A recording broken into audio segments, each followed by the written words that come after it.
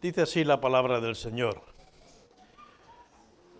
Por tanto, es necesario que con más diligencia atendamos a las cosas que hemos oído, no sea que nos deslicemos.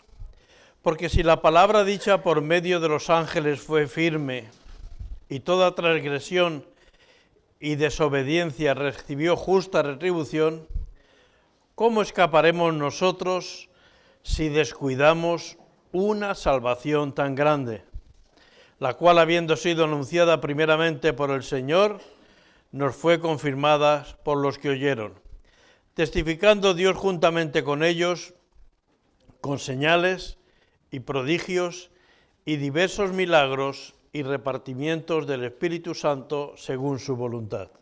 Padre amado y celestial, gracias porque hemos podido alabar y bendecir tu nombre. Pero ahora, Espíritu Santo, que tu palabra también sea el alimento espiritual necesario para nuestras vidas. Que en el nombre de Jesús lo pedimos. Amén, Señor. Este pasaje que hemos leído nos pone una pregunta. ¿Cómo escaparemos nosotros si descuidamos una salvación tan grande? En el Antiguo Testamento, la palabra que habían recibido era a través de los profetas, de ángeles que hablaron, de siervos de Dios. Pero nosotros tenemos una revelación completa. No solamente el Antiguo Testamento, sino también el Nuevo Testamento, la obra redentora de Cristo Jesús y la presencia del Espíritu Santo en nuestras vidas. Y no hay salvación más grande que la salvación que Cristo puede darnos. No hay nada que se pueda comparar con lo que el Señor tiene, con lo que el Señor ha hecho, con lo que el Señor nos da. Siempre los mensajes tienen una razón de ser. El predicador, el que tiene preparado el mensaje, pues tiene algo que escuchar. Y me vino este mensaje a raíz de la costumbre que hay ahora cuando ha habido una gran catástrofe, del día que se recuerda esa catástrofe, nombrar a todos los que han fallecido. Pasa en la ciudad de Nueva York cuando se conmemora el 11 de septiembre, el día de las Torres Gemelas, que hay un protocolo, un proceso por el cual se nombran a todos los que murieron en ese accidente. O hace unas semanas, cuando se recordaba el aniversario de las inundaciones de la Dana de Valencia, pues también en ese memorial de Estado que se hizo, se nombró una por una a todas las personas que fallecieron en esa catástrofe. Y también aquí, algunos hermanos que no me quieren mucho me hicieron una prueba hace unos cuantos jueves. Digo que no me quieren entre comillas. Fue ponerme de espalda e intentando oír la voz a ver si conocía a las personas que me estaban hablando. Y la verdad que el resultado fue regular tirando a malo, ¿no? Lo que parece que reconocía a una persona y la otra no la reconocí. Y entonces me vino el pasaje de Juan capítulo 10, versículo 3, que nos dice: Jesús llama a todas sus ovejas por nombre. El Señor sí te conoce, hermano y hermana. El Señor sí nos conoce. El Señor sí nos llama por nombre. Tanto es así que ha escrito nuestros nombres en el libro de la vida. Y un día no se pasará lista de los que han muerto, se pasará lista de los que viven para toda la eternidad en la presencia de Cristo Jesús, lo que están escritos en el libro de la vida. Pero la historia, y ya llevamos casi 2000 años de evangelio, la historia nos hace ver que muchas iglesias iglesias fervientes, iglesias fervorosas, como algunas de las que nos relata Apocalipsis capítulo 2 y capítulo 3, con el paso de los años han ido desapareciendo, han ido decayendo, han ido perdiendo el testimonio. Y también en nuestros tiempos, iglesias que han existido por unos años han dejado de existir. Los hermanos, las hermanas han dejado de un lado la fe y esa iglesia ha ido envejeciendo, no han crecido niños, no han nacido niños, y cuando en una iglesia no hay niños, no hay jóvenes, es cuestión de tiempo que esa iglesia cierre la puerta. Y realmente, por eso, es importante no solo que sepamos que estamos inscritos en el libro de la vida, sino cómo no descuidar una salvación tan grande. Dice Hebreos 2:1, mirad con diligencia cómo andéis, no como necios, sino como sabios. Con diligencia, con atención, con cuidado. Y se usa una palabra que trata de no molestar a nadie, pero realmente en el castellano, necios es un sinónimo de tontos. No seamos cristianos tontos, que teniendo una salvación tan grande, la descuidemos, nos olvidemos de cuál es el precio que el Señor ha pagado y cuál es el privilegio de poder atender al Señor. Tenemos el ejemplo del pueblo de Israel. El pueblo de Israel, el cual el apóstol Pablo en 1 Corintios capítulo 10, versículo 7, dice, ni seáis idólatras, como algunos de ellos, según está escrito. Ese pueblo de Israel que fue liberado por las 10 plagas de Egipto, que vieron cómo se abría el mar rojo, que cada mañana cuando se levantaban tenían el alimento, el maná allí, que recibieron agua cuando lo necesitaron, que hubo tantas obras. Sin embargo, dice, no seáis idólatras. A pesar de todo eso, muchos de ellos seguían adorando los ídolos que habían traído de Egipto. Dice, se sentó el pueblo a comer y a beber y se levantó a jugar. Ni forniquemos como algunos de ellos fornicaron y cayeron en un día 23.000. Eso está relatado en el libro de Números. Ni tentemos al Señor como también algunos de ellos le tentaron y perecieron por las serpientes. Ni murmuréis como algunos de ellos murmuraban. En la historia del pueblo de Israel nos relata cómo a pesar de haber visto tan poderosas obras de Dios, ellos cayeron en todos estos errores. Fornicaron contra el Señor, idolatraron, entraron en murmuración y fueron desobedientes. Fijaros, el versículo 11 dice, y estas cosas les acontecieron como ejemplo y están escritas para amonestarnos a nosotros, a quienes han alcanzado los fines de los siglos. Así que el que piense estar firme, mire que no caiga. Hermanos, ¿conocen ustedes alguna iglesia que tenga más de 200 años? En España, ya les digo, no hay ninguna. Por lo tanto, en España, ninguna. Es un peligro que tenemos los cristianos cuando nos volvemos indolentes, cuando nos volvemos vagos, cuando nos distraemos con cualquier cosa y no estamos centrados en la palabra de Dios. Eso quiere decir diligencia, no ser vagos, hacer lo que hay que hacer, activos, no hacer las cosas de cualquier manera. Por eso, 2 de Pedro 3:17 dice, así que vosotros, oh amados, sabiéndolo de antemano, guardaos, no sea que arrastrados por el error de los inicuos, caigáis de vuestra firmeza. Podemos decir, no, yo sé en quién he creído. Hermanos, yo sé que si ustedes me preguntan a mí, yo les pregunto a ustedes, todos diremos, no, yo estoy firme en el Señor. Vamos a participar de la mesa del Señor, queremos confirmar nuestro compromiso, nuestra firmeza con el Señor. Hermanos, pero eso requiere no descuidar la salvación. estar atentos a las cosas de Dios.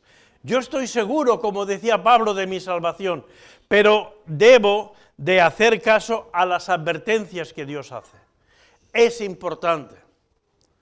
¿Qué decimos cuando un hijo nuestro sale a la calle? Ten cuidado.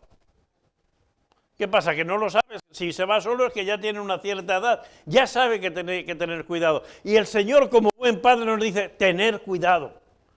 Tener cuidado con las cosas que os pueden hacer despistar de los caminos del Señor, distraer de los caminos del Señor, hacer perder el eje por el cual tiene que funcionar nuestras vidas. La naturaleza nos enseña algunas cosas. La naturaleza. Por eso el Señor dice, mirad las aves del cielo que no siembran ni siegan, y vuestra Padre las alimenta. Mirad los lirios del campo, que no hilan ni tejen, pero ni aun Salomón se vistió con su belleza. Y es bueno que nos fijemos en la naturaleza. Vamos a proyectar 2 diapositivas, solo 2 diapositivas, para hacernos una idea de lo que es una cosa cuidada y lo que es una cosa descuidada. Porque para todos nosotros es fácil saber. Miren, aquí tenemos una foto de un campo creado por el Señor, ¿verdad? ¿Quién ha creado la naturaleza? El Señor. Y luego un trozo de una casa de, vete a saber qué. Pero miren, hay muchas hierbas, muchos matorrales. ¿Está cuidado esto? No. Ahora vamos a poner la siguiente diapositiva. Es exactamente un campo igual. ¿Hay diferencia de un campo al otro? Los dos están creados por el Señor. Los dos, el Señor ha puesto la naturaleza ahí. Pero en uno, alguien se ha preocupado de cuidar, de sembrar, de hacer surcos derechos, de tener un césped bien alineado, unos setos ahí cortados. ¿Es culpa de la naturaleza o es que nadie la ha cuidado? Así puede ocurrir con nuestras vidas. Dios, Jesús ha muerto por nosotros. Nuestra vida puede ser una vida descuidada, con basura, con malas plantas, con espinos, con cardos, o puede ser una vida cuidada y ordenada. Las herramientas están en nuestras manos. Por eso la naturaleza nos enseña a ver la diferencia entre una cosa cuidada y una cosa descuidada. ¿Qué cosas hacen que nuestra vida esté descuidada? Una de ellas es el cansancio. El cansancio. ¿Cuántas veces llegamos a casa? Estoy agotado. No puedo más. Y eso puede ocurrir en el terreno natural, en el físico o en el espiritual. Miren, en el Salmo 55, David nos cuesta una experiencia de cansancio. Salmo 55, versículo 4. David estaba teniendo que huir. No había hecho nada malo. Pero el rey Saúl se enteró que él había sido ungido por Samuel para ser el siguiente rey. Y entonces dijo, ¿cómo que el rey no va a ser mi hijo? Voy a matar a David. Si mato a David, ya no se va a cumplir esa. Y David tuvo que estar huyendo en cuevas, en desiertos, incluso viviendo entre los filisteos. Y llega un momento que dice, Salmo 55, 4, mi corazón está dolorido dentro de mí, y terrores de muerte sobre mí han caído. Temor y temblor vinieron sobre mí, y terror me ha cubierto. Y dije, ¿quién me diese alas como de paloma? Volaría yo y descansaría. Ciertamente huiría lejos, moraría en el desierto. Me apresuraría a escapar del viento borrascoso, de la tempestad. Estoy cansado de tener que huir de este hombre Saúl.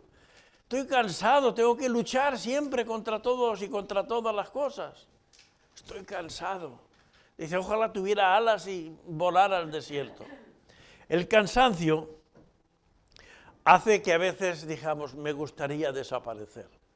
A lo mejor alguno lo ha dicho, me gustaría desaparecer por un rato, por unas semanas. A veces recuerdo que mi madre alguna vez lo decía cuando éramos 4 hermanos pequeños, tendría que desaparecer, a ver dentro de 15 días cuando volviera, a ver qué encontraba en la casa, ¿verdad? A veces las madres han dicho cosas así. Hermanos, podemos estar cansados, pero te voy a recordar una cosa. Recordemos que con Jesús en la barca, aunque haya tormenta, siempre llegaremos al puerto. Y es verdad que a veces, como dicen los discípulos, estamos luchando, trabajando mucho para que esta barca se mantenga a flote cuando Jesús estaba ahí durmiendo tan tranquilo y la barca, pero estaba Jesús, lo despertaron y la barca llegó. Se calmó el mar y el tiempo. Puede haber cansancio, pero pide nuevas fuerzas al Señor. Busca en el Señor el refugio, el refrigerio, el descanso para tu vida.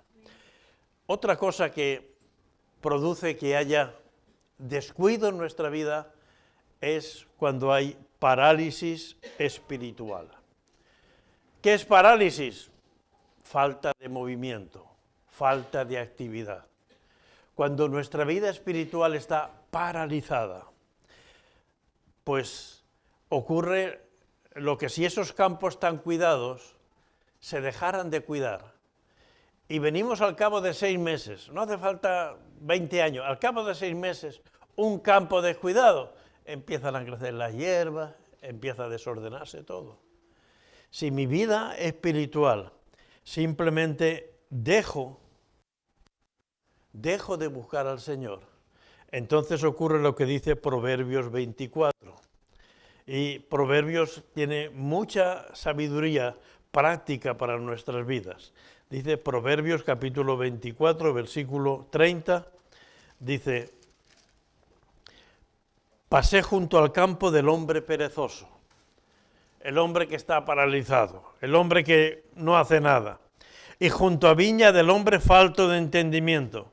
Y aquí por toda ella habían crecido los espinos, ortigas habían ya cubierto su faz, y su cerca de piedra estaba ya destruida. Miré y lo puse en mi corazón, lo vi y tomé consejo. Un poco de sueño, cabeceando un poco, poniendo mano sobre mano, otro poco para dormir. Así vendrá como caminante tu necesidad y tu pobreza como hombre armado. Bueno, mañana leeré la Biblia. Ya la próxima semana iré a la reunión de oración. Ay, hoy no puedo ir al estudio bíblico. Y nos quedamos ahí sentados, tranquilos, relajados. No te preocupes. Tu vida espiritual va a decaer. En tu vida van a salir otras cosas. Uy, qué buena película hoy. Uy, qué buena serie. Uy, qué buen partido. Uy, qué buenas cosas hay. En tu vida espiritual van a estar ocupadas por otras cosas, por otras tendencias. Y el orden de Dios va a dejar de existir. Este mensaje no es para gente que no conoce al Señor, de verdad. Hebreos está escrito para los judíos que habían aceptado a Jesús y que tenían el conocimiento del Antiguo Testamento y también del Nuevo. El apóstol Pablo a su discípulo Timoteo le dice, 1 Timoteo 4:13, entre tanto que voy a verte, entre tanto que te visito, ocúpate en la lectura, la exhortación y la enseñanza. No descuides el don que hay en ti, que te fue dado mediante profecía por la imposición de las manos del presbiterio. Ocúpate en estas cosas, permanece en ellas para que tu aprovechamiento sea manifiesto a todos. Ten cuidado de ti mismo y de la doctrina. Persiste en ello, pues haciendo esto te salvarás a ti mismo y a los que te oyeren. Estábamos escuchando el domingo pasado cómo el mensaje y la enseñanza de Enoc pasó a Matusalem, pasó a Lamec y llegó hasta Noé y trajo bendición. Y el martes estábamos estudiando la vida de Jefté y cómo una promesa hecha a la ligera, aunque los dos eran varones de Dios, trajo tanta tristeza a su hija. Hermanos, si no nos ocupamos de las cosas de Dios y otras cosas ocupan nuestra vida, vamos a afectar mal a los que están a nuestro alrededor. Y los que más cerca están de nosotros van a ser los de nuestra casa. ¿Alguien quiere que no les vaya bien a sus hijos, a sus nietos, a su esposa, a su esposo? No, ya lo sé que no. Pero ocúpate. Ocúpate. Deja de estar mano sobre mano. Deja de estar olvidándote del compromiso que tienes con el Señor. No es un tema de legalismo, es un tema de responsabilidad personal. No es que tenga que decir, no, tengo que leer la Biblia porque si no el Señor me va a condenar. No, el Señor no va a condenar a nadie por no leer la Biblia. Si te acepta el Señor, tu vida se va a ver afectada. Tu vida va a dejar de crecer. Tu vida va a dejar de dar fruto. Tu vida va a dejar de ser provechosa para los que están a tu alrededor. ¿Y cómo podemos cambiar estas situaciones de cansancio, de desgana, de desorden? Hay una historia que los que leemos la Biblia y los que escucháis mensajes habréis escuchado muchas veces, la historia de Pedro. Pedro que le dijo a Jesús, aunque todos te nieguen, yo no te voy a negar. Pero cuando llegó y apresaron a Jesús y vio que se lo llevaban ya preso entre soldados, ya cambió la cosa. Y aunque fue a la casa del sumo sacerdote, cuando le dijeron, ¿tú estabas con Jesús? No, te confundes. Me estás confundiendo con otro. Pero tú eres evangélico. Bueno, vamos a hablar de otra cosa. Y Pedro negó a Jesús y lloró amargamente. Y Pedro pensó que nunca más volvería a ser lo que Dios quería que fuera. Pero hermanos, el llamamiento de Dios es irrevocable. Dios te ha llamado para ser un hombre o una mujer útil para Dios. Y aunque Pedro reaccionó mal y en Juan 21, aunque Jesús ya se había presentado en el aposento alto, cuando estaban todos reunidos, y aunque la puerta estaba cerrada, él entró y le dijo, paz a vosotros. Y comió un poco de pescado que tenían allí. Pero al día siguiente Pedro, Juan 21 y siguientes versículos vais a poder leerlo, al día siguiente Pedro le dijo a los discípulos, vamos a pescar. Vamos a pescar, total, yo ya he fracasado. Total, yo he negado a Jesús cuando más necesitaba a Jesús que estuviera, yo le he negado. Y se fueron a pescar. Y si leéis luego el pasaje de Juan 21, veréis que Jesús se aparece a la playa y allí hay un fuego y está cocinándose, está asándose un pescado. Y los discípulos están ahí, no muy lejos, porque Jesús le dice, ¿cómo va? Dicen, toda la noche no hemos pescado nada. Dice, bueno, pues echad la red por la parte derecha.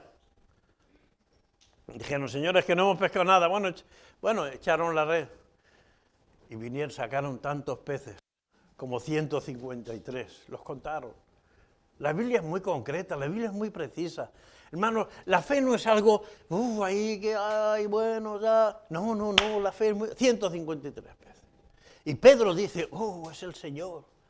Y se tiró al agua mientras los otros seguían trabajando, Pedro se tiró al agua. Y dijeron, está comiendo, no es que necesite que le traigamos los pescados, Jesús estaba comiendo. Jesús no te necesita a ti, hermanos. Jesús no me necesita a mí. Jesús te ama y Jesús me ama y nos quiere usar para su reino. Pero Él no nos necesita, nosotros necesitamos a Jesús. Y entonces, luego, el Evangelio de Juan acaba con Jesús haciéndole esas 3 preguntas, o esa misma pregunta 3 veces. Pedro, ¿me amas? Y Pedro diciendo, sí, Señor, te amo. Y otra vez, Pedro, ¿me amas? Sí, te amo. Pedro, ¿me amas? Sí, te amo. Y Jesús le dice, apacienta mis ovejas. La clave no está en decir, ¿amas a Jesús? Porque yo pregunto, ¿aquí amamos a Jesús todos? No, casi todos, algunos se han callado. Pero si lo vuelvo a preguntar, diremos que todos. ¿Amamos a Jesús todos? Ven ustedes como... Si mover a la gente es muy fácil, pero a mí lo que me gusta es que la palabra del Señor nos hable. A mí no me interesa que haya, sino que haya palabra del Señor para todos nosotros. A Jesús no le preocupa que Pedro le ame. A Jesús lo que le preocupa es que Pedro haga lo que tiene que hacer. Pues apacienta mis ovejas. Si ustedes aman a sus hijos, ¿qué hacen por las mañanas? Se levantan temprano, van a trabajar para que haya pan, para que haya para comprar unos zapatos, para que se pueda pagar el alquiler. ¿Por qué? Porque aman a sus hijos, hacen. Y la cosa está en hacer lo que Dios quiere. Miren, hay gente que cuando entra en la iglesia ve que hay cosas que no están ordenadas. Bueno, normalmente el viernes o el sábado hay grupos de hermanos y hermanas que vienen, limpian, friegan, está todo limpio, ordenan todas las sillas. A veces cuando venimos el martes, pues como no ha llegado todavía esa persona, a veces hay sillas desordenadas. Y hay gente que ve sillas desordenadas. Dice, no está muy ordenado esto. No hacen nada más. Hay gente que ve sillas desordenadas y dice, bueno, voy a poner por lo menos estas filas, voy a ponerlas bien. Hay gente que ve que hay cosas que están sucias. Dice, qué sucio está esto. Hay gente que ve que hay cosas sucias y dice, ¿dónde hay un cubo? ¿Dónde hay una fregona? ¿Dónde? Hay gente que ve cosas y hay gente que hace cosas según lo que ve. Hay gente que ve que hay necesidades y se pone a orar y a trabajar en ello. Lo importante no es decir, Señor, tú sabes que te amo. Jesús no quiere que le digamos te amo. También. Lo importante que quiere es que hagamos lo que Él dice, apacienta mis ovejas. Hay cristianos, como hay personas en los trabajos, y ustedes trabajan en diferentes sitios y lo saben, que solo hacen lo que le mandan. Es que a mí nadie me lo ha dicho. Y hay personas que hacen lo que ve que hace falta hacer. Y en la iglesia hay que tener esa visión. Hay una persona que está triste. Mira, ves a hablar con el pastor, pero tú no eres un hijo de Dios. Tú eres una hija de Dios. ¿Por qué no oras? ¿Por qué no consuelas tú? Está bien que vengan a hablar con quien sea, con el anciano, con el responsable de la alabanza o de la intercesión, está bien. Pero si ves una persona necesitada, es porque el Señor quiere ponerte a trabajar. Es porque el Señor quiere que lo hagas. Olvida, de alguna manera le dice el Señor a Pedro, olvida tu fracaso, olvida que te alejaste de mí, ponte ahora a hacer las cosas que yo digo. Yo te he perdonado. Hermanos, Jesús nos ha perdonado. La sangre de Jesús nos limpia de todo pecado. ¿Para qué? ¿Para que volvamos a pedir perdón? No, para que nos pongamos en marcha. Para que quitemos el enfoque de Dios de nuestras dudas y nos pongamos enfocados en lo que Dios quiere. Por eso Pedro, en 2 páginas más adelante lo vemos predicando en Pentecostés. Y una página más adelante lo vemos sanando a aquel paralítico que había en la puerta del templo. Pedro ya dejó de lamerse sus heridas y dejó de decir, ¡ay, qué desgraciado soy! ¿Cómo pude? No, ya el Señor lo ha perdonado, ya el Señor me ha limpiado, ahora me pongo a hacer. Y no podemos estar toda la vida diciendo, es que yo he sido muy pecador, es que yo le he faltado al Señor en esto.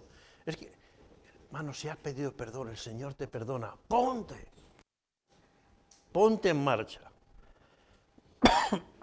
ponte a trabajar.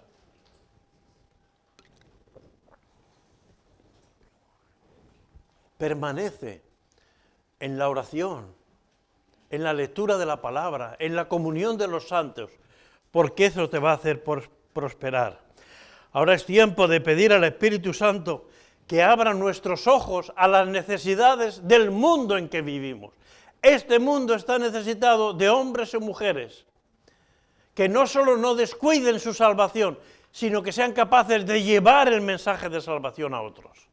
El mundo está lleno de gente que está avanzando hacia el infierno, y si el Señor los pone delante de nosotros, tenemos la responsabilidad de predicarles el Evangelio. Si tú no respondes a la dirección de Dios, entonces estarás incumpliendo tu ministerio. Apacienta mis ovejas. Ese es el plan de Dios para nosotros. La tragedia no es que el mundo ha dado la espalda a Dios, sino que la Iglesia se olvide de que tiene que ser una luz puesta sobre el candelero. Que la Iglesia no se quede diluida entre los mensajes de este mundo. Que la Iglesia no se quede envuelta en medio del pecado de este mundo y diga, no tengo nada que hacer. No, ese es el grave problema. Ahí es cuando la sal deja de salar. Y si la sal deja de salar, no sirve para nada. Y la Iglesia tiene que ser útil y servicial. Hoy, por desgracia, para mucha gente, y eso lo saben muy bien los medios de comunicación, la felicidad de la gente termina en una tienda, cuando pueden ir a comprarse, o en una web. Hoy en día no hace falta ir a la tienda. Entra uno en voy a comprarme, y la gente ya se siente bien. Se ha comprado esos zapatos, se ha comprado ese vestido, se ha comprado. Para mucha gente esa es la felicidad. Y hermanos, la felicidad del creyente está en hacer la voluntad que Dios quiere. Ana Laura nos decía hace un ratito, ¿qué tienes para ofrecer a Dios hoy? ¿Qué tienes para ofrecer a Dios hoy? ¿Has venido al culto? Gloria a Dios. Ahora vamos a tomar la Santa Cena. ¿Pero tenemos algo para ofrecerle a Dios?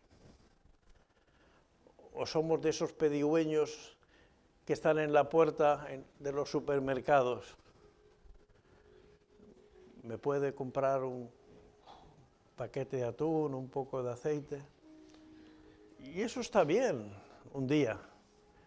Pero cuando alguien lleva años pidiendo, es que algo está haciendo mal en su vida.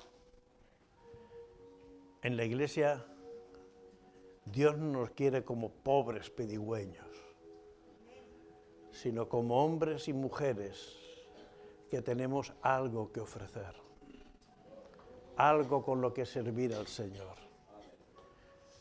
Porque, y me decía Nelson en una conversación aquí entre 3 o 4, yo soy rico porque tengo al Señor. ¿Tienes al Señor tú? ¿Cómo se nota eso en tu vida? ¿Eres rico o eres un pobre desgraciado?